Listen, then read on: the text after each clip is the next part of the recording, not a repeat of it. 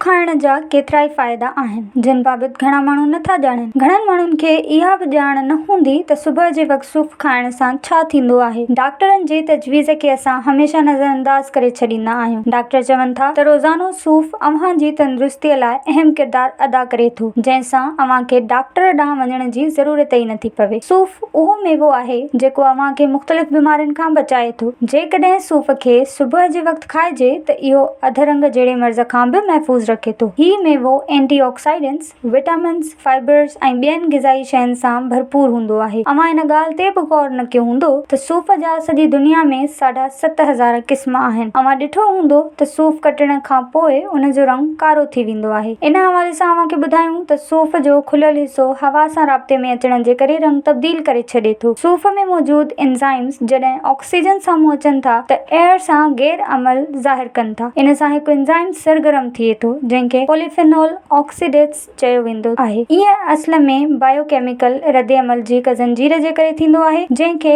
Enzymatic browning चयो वञे थो। विज़िट कयो अवामी आवाज़ मीडिया ग्रुप जी वेबसाइट awamiawaz.pk